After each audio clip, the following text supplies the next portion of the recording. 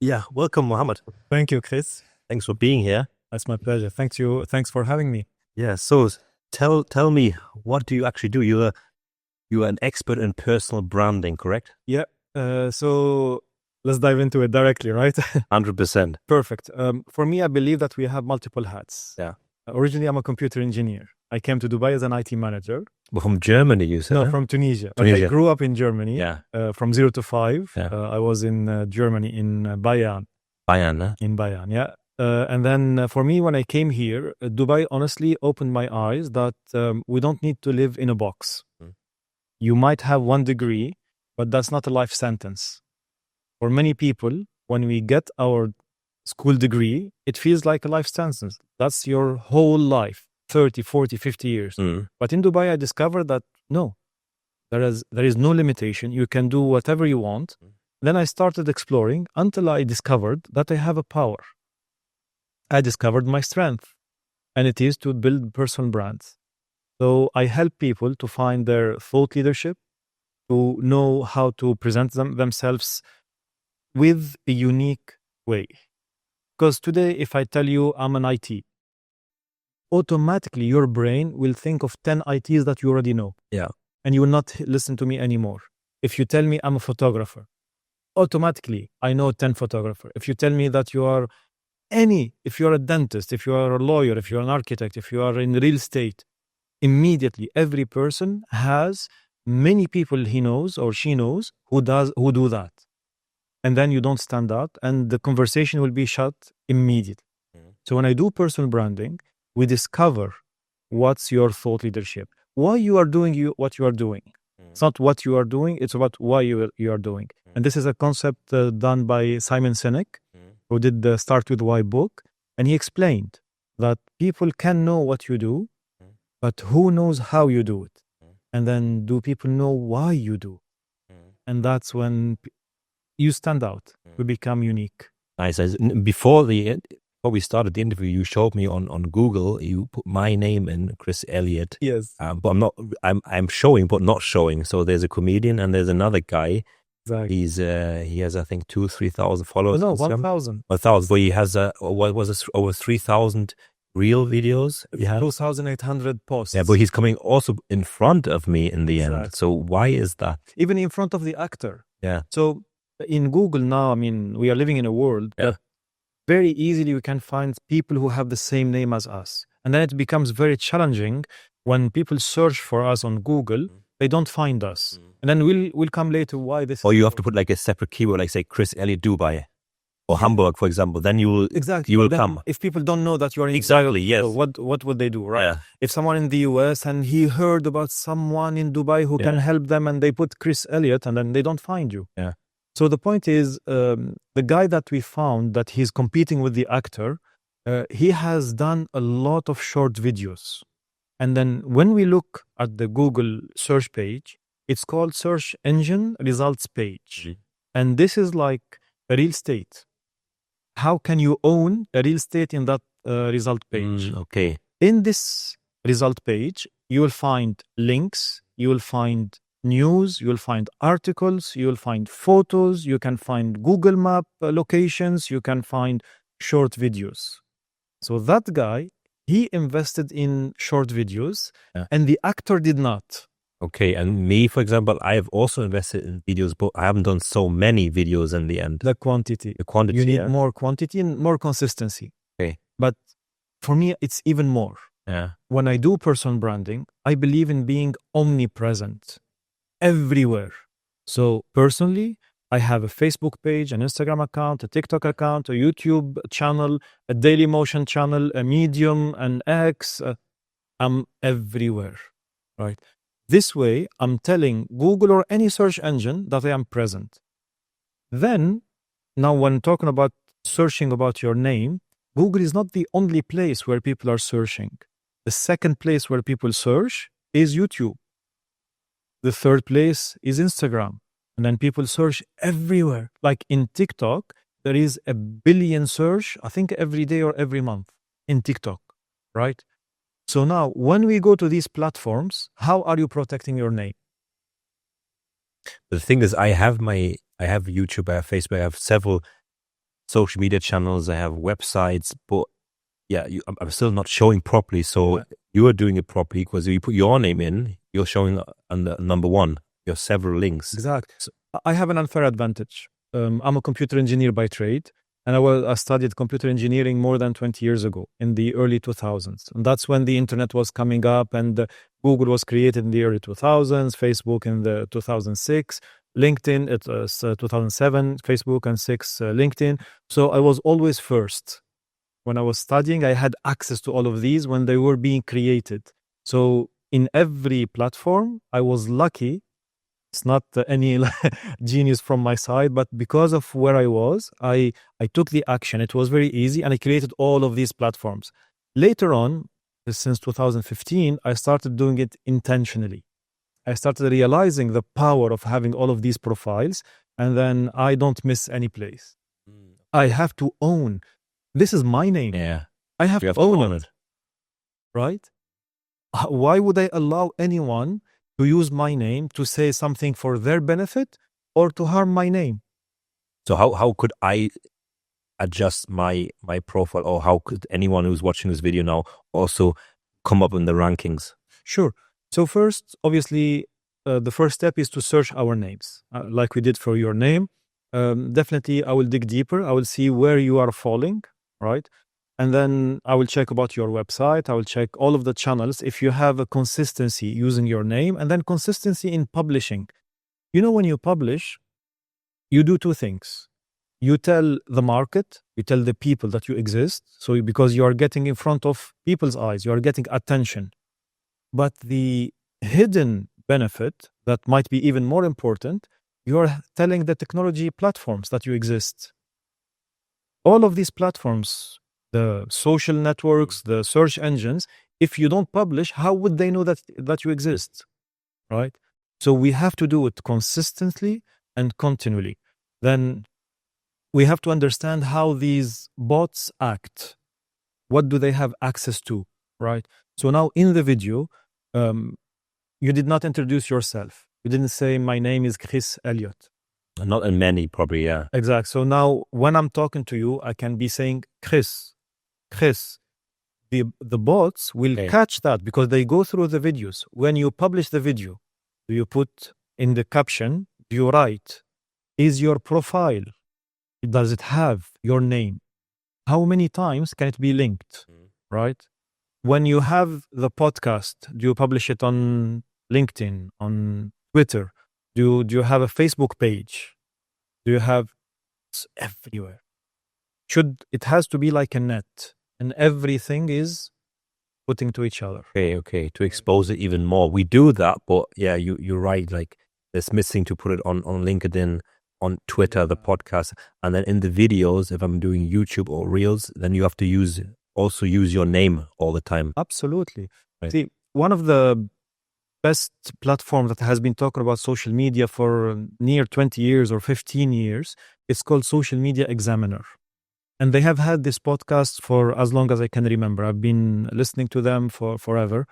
Shout out to Social Media Examiner. And they have a yearly event in the US. It's the biggest event about social media in the world. They have been doing this in their website for forever. They take every podcast video, they transcribe it. So they have the text in the web page. They put the link to the YouTube in the web page, and then they send it through email to their subscribers. So every podcast episode is transcribed. The full text is hosted somewhere in the website. The video is linked from the website to the YouTube. The subscribers receive it by email, and that's how they have been getting traction to their videos, to their thought leadership, to everything. The secret of content is repurposing. Many times we invest in creating a piece of content. It might be a minute or 1 hour, right? And we see it with one eye. I created a long format video and I put it on YouTube. You already invested in a studio, in the camera, in the lighting, in your time, in bringing the guest, in shooting, in editing, and you only use it one time? Yeah. No. You can repurpose it through audio. You can repurpose it not only with short videos, it can be also short chunks. So if it's a 1 hour conversation, you can get from it 5 minutes, 5 minutes, 5 minutes. You can invest in it, putting it in multiple video platforms, not just YouTube. You can put it in the Facebook page. Now, X is pushing to have native videos as well on X, and they are helping to get the views on the videos on X. You can put it in Vimeo, Dailymotion. What's the harm? What's the harm? Yeah. The content, you already have it. Use it for all platforms. Publish it. Make short videos from a long video, for example, this one. Yes. Yeah. Short, like 1 minute, and even short 5-7 minutes. Because sometimes you will get a discussion about one point that takes 8 minutes. And to put it in 40 seconds, it wouldn't be fair. Yeah. Right? And for people to watch a whole hour to get that, also it's not fair for them. Yeah. So we can publish the full hour. Yeah. But if someone is interested in that, why don't we create an 8 minutes video? Yeah. A 3 minutes video, a 4 minutes video? Compromise the whole interview into maybe the bullet points, or for example, if you have a 1 hour video, do 10 minutes, 10 minutes, 10 minutes is what you mean also. Yeah. Like you can do a channel for short clips. No, all. Yeah. See, it is called repurposing. If you checked the, what is it called? Valuetainment. Exactly, that's the example. So they have 2-3 hours conversations, and then they have 20 minutes, 15 minutes. Yeah. You can watch the 3 hours, Yeah. but you still have the 15 minutes, 10 minutes when it's like 1 point. They do that, right? Also, Joe Rogan, he has like JRE clips. Yeah. The Joe Rogan Experience clips. It's about the 5 minutes, 10 minutes. Should you advise, because our channel is not so big yet, but we also thinking to do another channel with a short clip. Should you advise to do it already or wait until our channel grows? Right. So here I have two answers. Both they are the same, but two sides. The first one is when you say we are not too big, so there is a purpose to grow the channel. The more content we have, the more discoverability we'll have. In the channel, the more content you publish, you will be discovered easier. Because now all the social networks, they have changed their way of thinking to adopt a new way that is not based on neither on the recency nor on the following.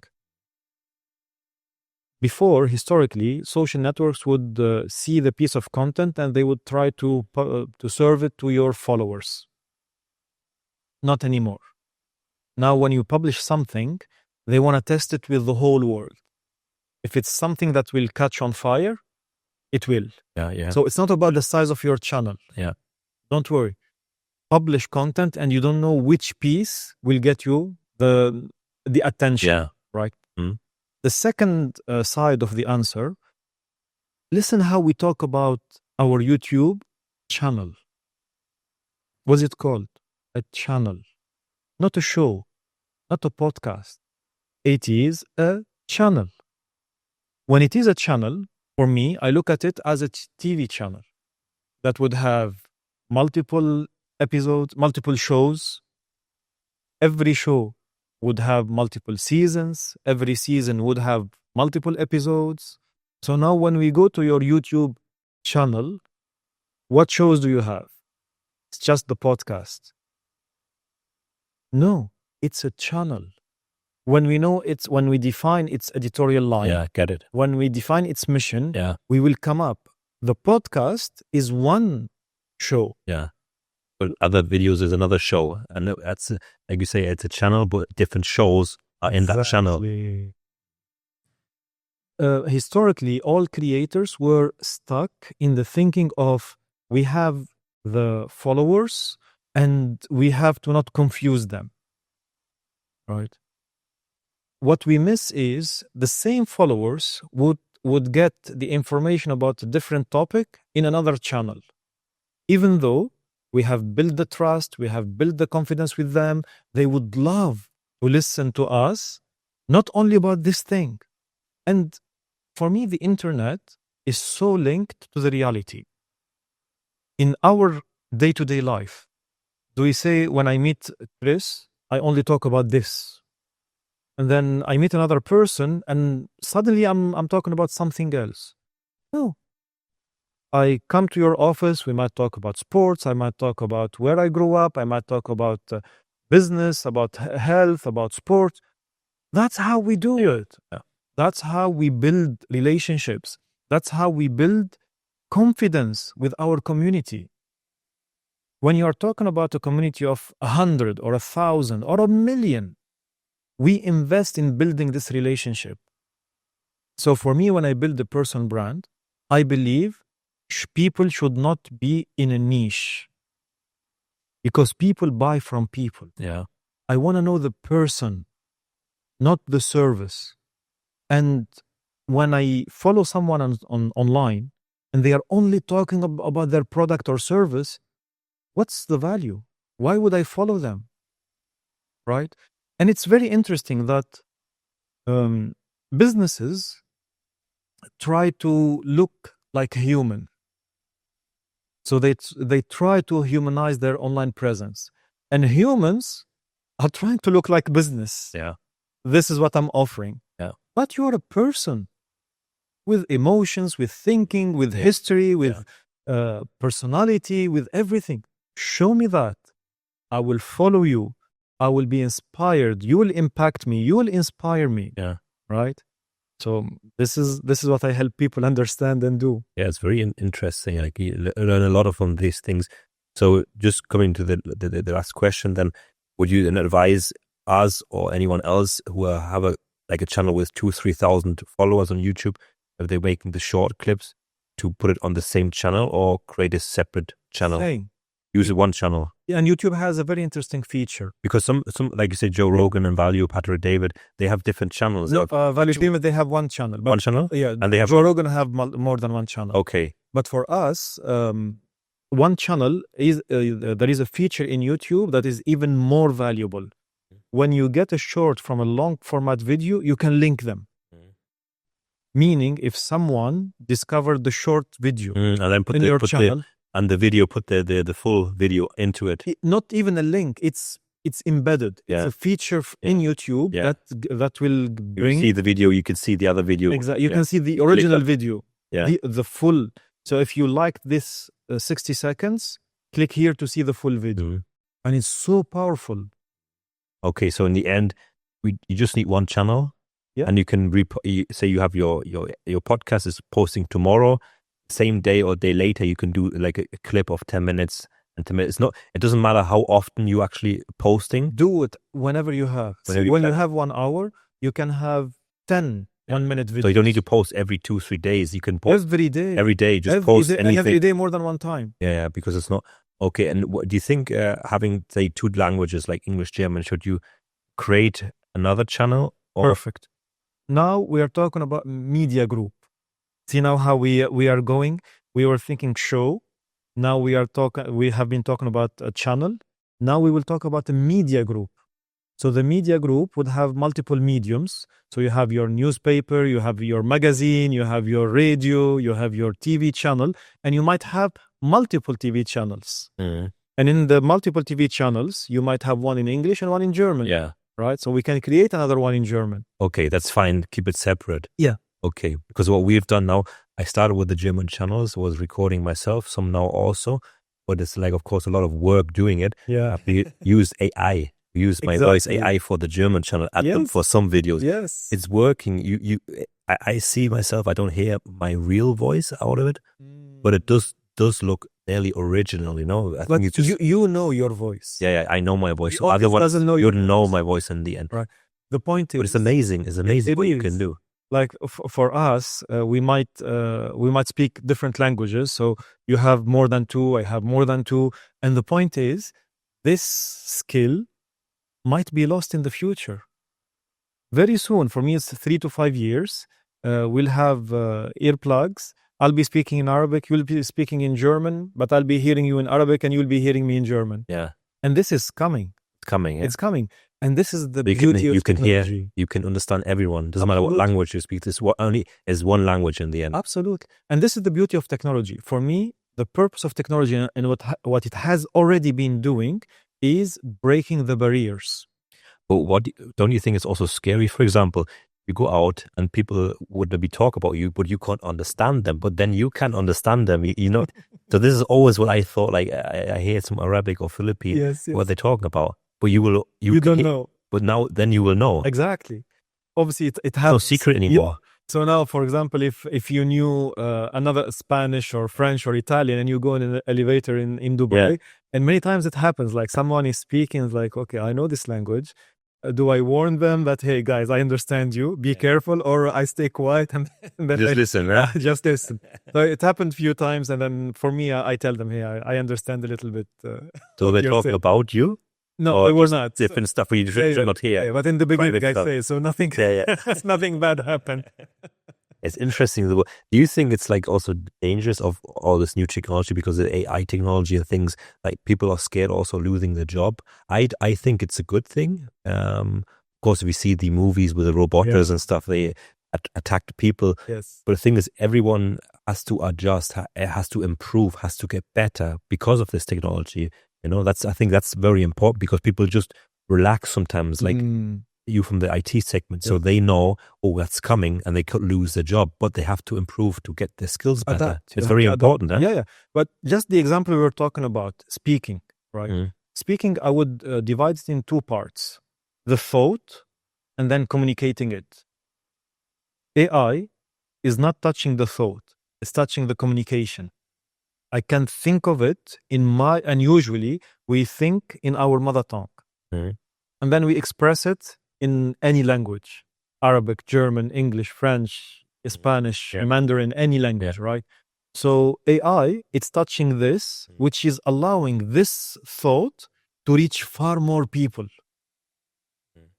So for you, maybe you were stuck in Germany, Austria, Switzerland, right? But now, because you have English, you can reach more people, including the market you were reaching before. With AI, no limit. No limit anymore. No limit, right? So, yes, the pressure is on us. Can we really stand out?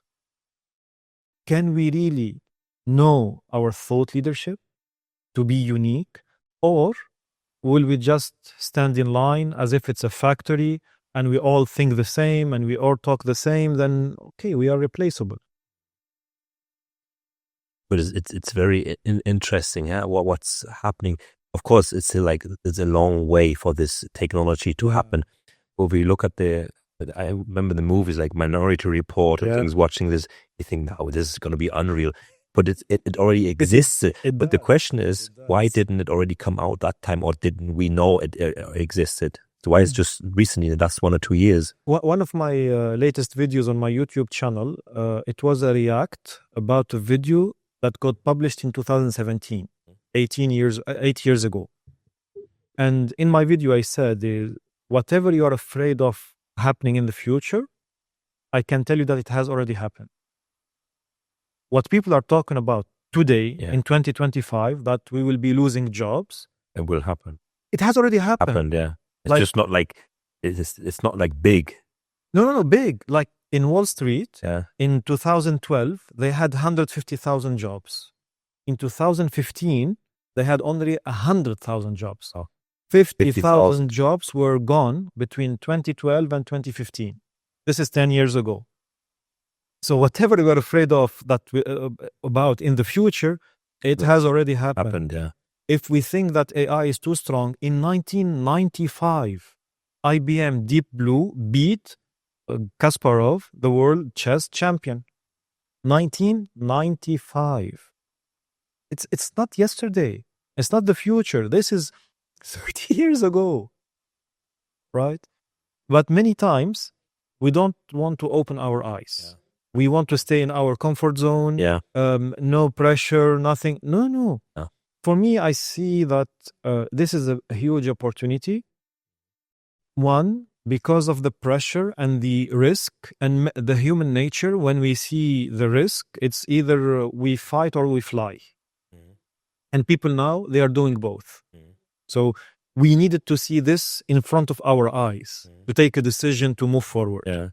The second advantage that I see we are having is that the tools we have in our hands are more accessible than ever.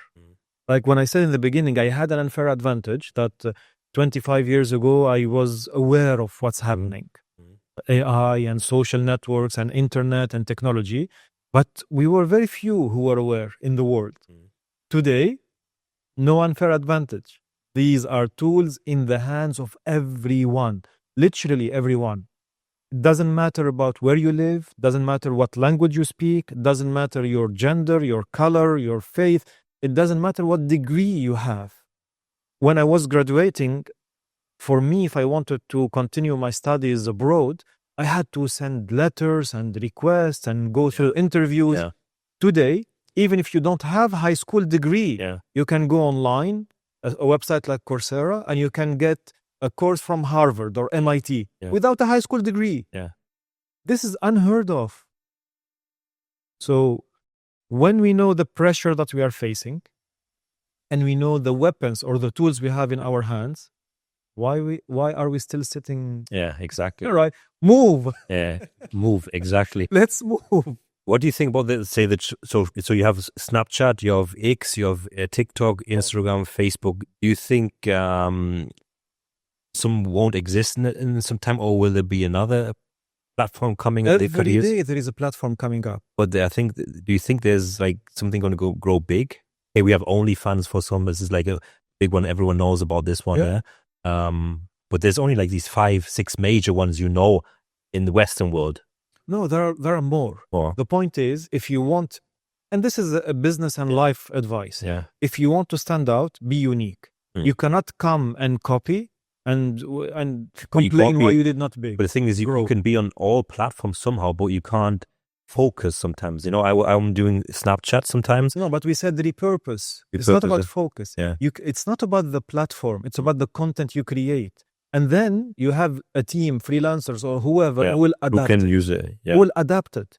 So we have a content that we are shooting like this. It's horizontal, right? But then we have to adapt it for vertical, for short format, for 15 seconds, like to be in Snapchat. For me, being present in all platforms has at least 2 big advantages. One is reaching different target audiences. So different ages, different nationalities, because some people prefer different platforms. So it will give me visibility with different markets. But it has another big advantage. Our brain needs to be challenged to adapt. So when we go in a different platform, we will have to learn. And that's the only way we grow. So I love that now I still didn't master Snapchat. But you have Snapchat. I do. But I'm still learning. Like, same with me. I have it also for my wife. Absolutely. I started and a few weeks ago I started again. I have, I think, 60 or 70 followers from like nothing. Exactly. But I haven't continued putting the stories in. I was doing it daily. But it's just, you don't get the time because you have Instagram where you do stories as well, So it's but it's a good market. If you look at, as you know better, there's so many big celebrities there who are using Snapchat in the end. See, Snapchat is the one that invented the 24-hour stories. Okay. And then everyone copied it. But right. Snapchat invented it, right? And Instagram and Meta, they tried to acquire it. They couldn't. They didn't accept the offer. And that's why it continued. TikTok is the one that invented the short, well, not TikTok, Vine invented the short format videos, and Vine is owned by X, by Twitter, but it disappeared. But Vine, it was like a 3-5 second videos. But then TikTok and the company ByteDance, they are the ones who made it very famous and very good, so that everyone copied them. And that's how a social network would grow. So now, for all of these, it's a different skill. And I love that. As human beings, we can only grow when we are challenged. And I love that all of these platforms are challenging us. But they're also hard, aren't they? Like you get a badge for a different channel. You have Meta, then you have the TikTok and Snapchat, and everyone is like differently. Some of them you have to pay for. It's just continuous. So what do you find hard with Snapchat? No, the hardship I think is that all platforms, they try to make you their own. So TikTok, they would, and Instagram as well, they would encourage you to shoot the video in the app, not shoot it outside and then import it. But when you shoot it in the app, you are confined. So for us, I'm loving that now we are shooting something outside all of these apps, and then we can tweak them, we can edit them, we can make them ready for any app. I think the purpose is, and I think this is probably the message in this conversation is, as human beings, we are lured and manipulated into comfort. And we don't know that that comfort will become a prison and we will lose our freedom. Now, when I do personal branding, is about being free, not being a copycat, not becoming unique. When you have your thought leadership and through the internet, you can reach thousands and millions of people, because literally there are 4 billion people in the internet. So you're not confined in your vicinity. Because historically, we only can speak to 50 people or 100 people in our whole lifetime. Now with the internet, we have the opportunity to talk to many more people who are waiting for our message, people who are craving our message to be influenced and impacted. And that's why I do personal branding. Yeah. But the just going back to the Snapchat, you think if you use Snapchat with the stories, and you go on TikTok have stories as well, don't they? Yes, they do. And Instagram, and you have YouTube and Facebook. Can you use all platforms a day? You're posting all the time, but also think about if you have your family or your wife, and you're just on the phone all the time. You're showing yourself, you're showing your environment. You're not in the moment, are you? Right. So it's also it's like a drug, isn't it? True. There are 2 things here, or 3 things. First, that's why we hire teams, so that they can take things off our hands. 2, there are tools to schedule. So you can, like, from your desktop. But stories is a bit harder, and there's like live stories. Yeah, exactly. So the third reason about the stories is privacy. Yeah. You should rarely post live when you are in that place. You should take the photos, the videos, and then pressure out as well. The pressure and also privacy. Yeah. Because many people will be following your stories. They would want to know where you are especially when you become a celebrity. People will be stalking you. You should not post where you are. You do it later. It elevates the pressure. Then you can really choose. You can edit. You can do whatever you want. Good point. But then the purpose here is not about content creation. It's about documenting. As you are going through your days, make sure to document. You are in a meeting, take a selfie, take photos. You are in a taxi, take videos, the elevator, wherever. This way, you are not thinking about content creation in a taxing way. You're not thinking about it as a burden. I have to think, to remember. You are doing whatever you are doing.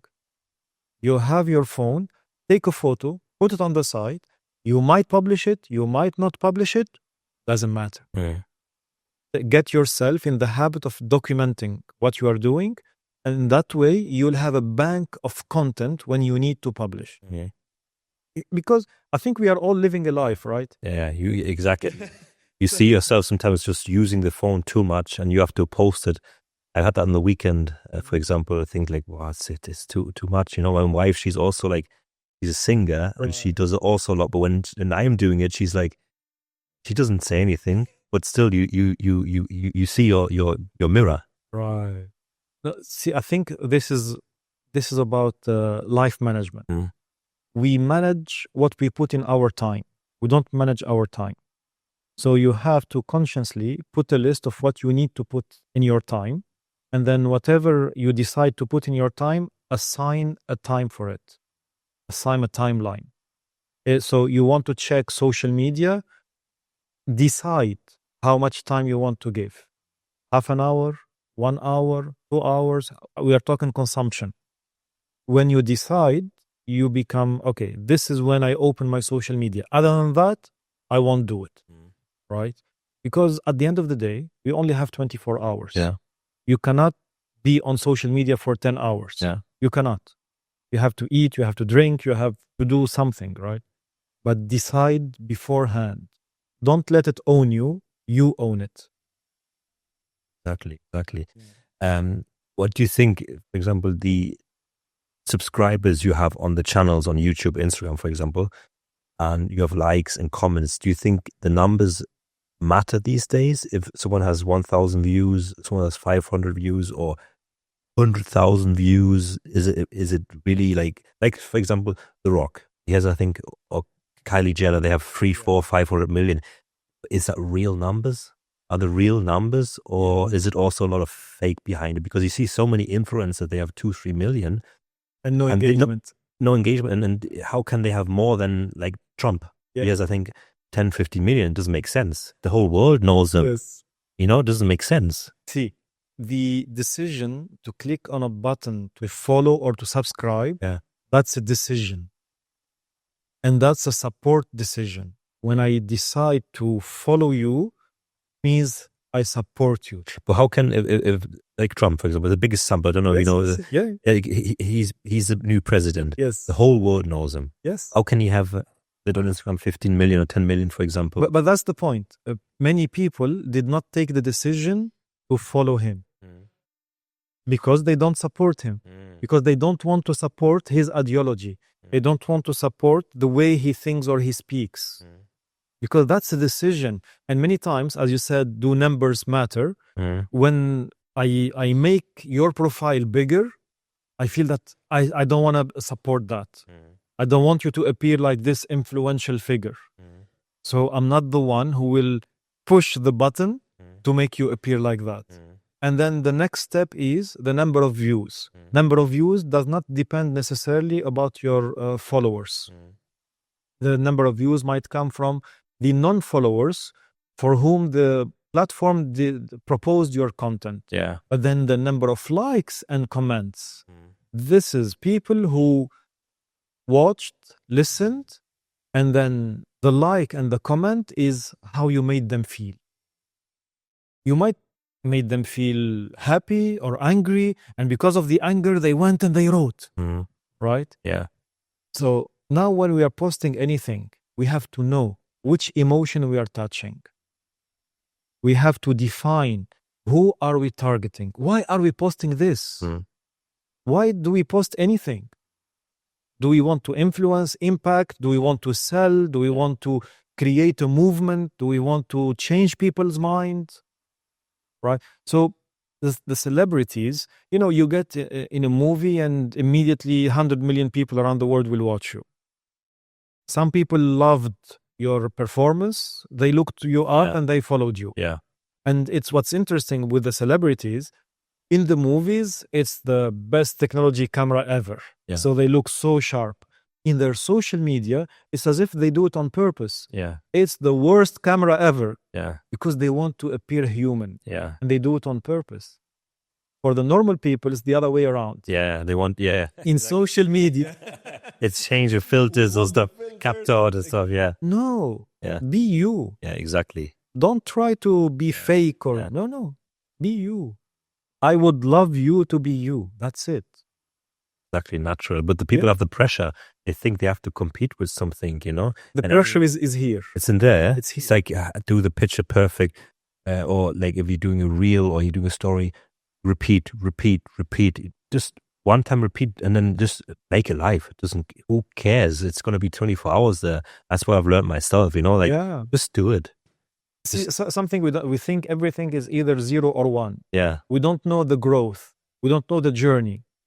Whatever you are doing today, whatever mistake you might do, it's a milestone in your journey of growth. We will never be perfect, but we might be better than perfect. Yeah. In some people's eyes.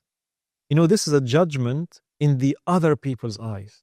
You are perfect or less perfect or bad or good or very good. It's people who are giving these judgments. But do we do what we do for this judgment? Of course not. That would be a very bad life we live if we do whatever we do for people's judgment. It has to come from here. That's why I say it's thought leadership. What's your mission? See, if we talk, it's a numbers game. Linguistically, it's a one game. When you influence one person, you are an influencer. That's it. If you open the dictionary, it has never said what to be called an influencer, you have to influence X number, 1,000 or 1,000,000 or 1,000,000,000. It has never been said like that in any dictionary. Yeah. So if it's a numbers game, it's a one game. Yeah. Only one person. 100%. If I tell you now about a restaurant and you have to visit that and then you go, I influenced you. That's it. Right? 100%. Yeah. Yeah, nice one. Thanks, Mohammed. No, it was a very, thank you. very interesting interview. I think also for my team to watch this one. Oh, okay. Get some skill. 100%. Yeah, thank you. Learned a lot. I I appreciate think the viewers who are watching this, I think they also like free information in the end. I appreciate it. Yeah. I appreciate it. Thank you. That's one of my missions, sharing. Yeah. Thanks.